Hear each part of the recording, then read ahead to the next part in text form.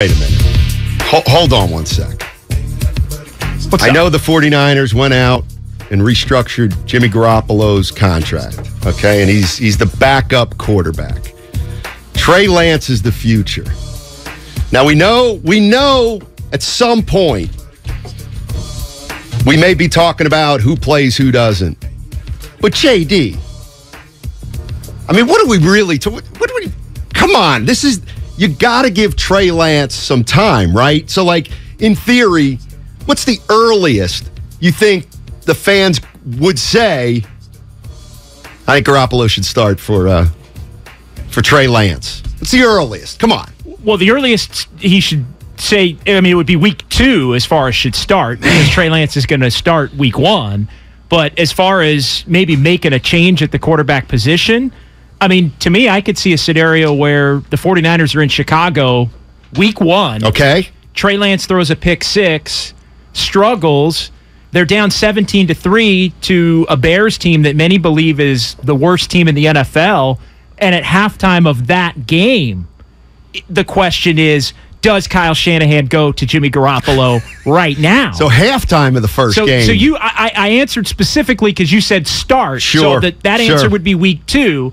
But as far as making a quarterback change, to me, the scenario where if Trey is bad enough in the first half of the first game and they're down and need a spark, it'd be on the table right then. Game 1. That's incredible. So in other words, you're starting the Trey Lance era and saying, don't make any mistakes. We know you've only played 2 NFL games. We know you're young. Don't make any mistakes. See that, and that's the part where I get Garoppolo improves your backup quarterback position. But there is absolutely no doubt, because it's Jimmy Garoppolo, it changes the dynamic. And you know what, JD? It's not just me, a radio guy, saying it. Every quarterback we've had on the show, and we're going to play some of this sound. Whether it was Warren Moon saying, look, this is weird. Okay, that's not nobody. Phil Simms saying, yeah, I don't like it. Like, these are legitimate Hall of Fame great quarterbacks who are looking at the 49ers situation saying, it's risky. This ain't nothing. This ain't nothing. Thank you. So, I mean, if you thought Kyle Shanahan kind of raised the stakes for himself here, JD, because I mean he's creating a situation that nobody thought would be created and hasn't been created yet. Yeah, it's all fun and games to say everything's cool and essentially we think our culture can handle this, because I think there was a lot of that oozing from the conference call yesterday with John Lynch and Kyle Shanahan. That's all fun and well and cute to say until you actually have to go out and play the game on September 11th in Chicago. From that moment, the clock starts on Trey Lance. And the reality of the situation is Trey Lance has much more pressure on him now in week 1 than he would have had Jimmy Garoppolo been cut 2 days ago when they had to trim the roster down. No, I agree with that, because that part I agree with, because if Jimmy Garoppolo is playing football somewhere in the NFL other than San Francisco, you can't really hold him up to Trey Lance. I mean, I know we'll be looking at the Seattle or wherever he goes, but no, I'm with you there. With Garoppolo on the sidelines, it's going to be easier to say and keep Trey Lance on a shorter leash. Here's the other thing I think was a little bit of a factor. And I'm not saying it was, because I don't think any one thing was the reason the 49ers did this. And I'm not, and I don't think the 49ers were scared. But if you start looking at this situation logistically, had they waived Jimmy Garoppolo on Tuesday and he became a free agent, the 2 teams that were said to be interested in him were Seattle and the Rams.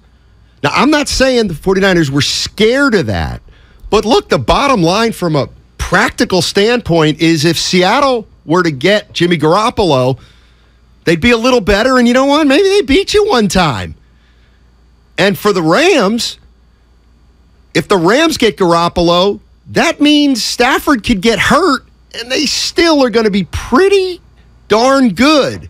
So that part I do think was a little bit of a fact. No, it becomes a question of, would you rather risk that or pay him $6.5 million to be your backup quarterback? The key, though, in this whole thing is Jimmy Garoppolo's willingness to do it. Right. I do think that's where the turning point occurred in this thing, where there was a shift. It was either the 49ers refused to broach it with Jimmy because that would be viewed as not doing right by Jimmy, but it's also Jimmy's will. Like, there's no way, like we talked about it for months, there's no way Jimmy wanted to do that. There's no way. And I think Jimmy didn't want to do it until it became the last option of two options on the board. They at least talked it through and were able to hammer something out as far as him staying with the team and not hurting his value and all the things that go, locking in some money, because the question was never, is Jimmy Garoppolo going to make $24 million?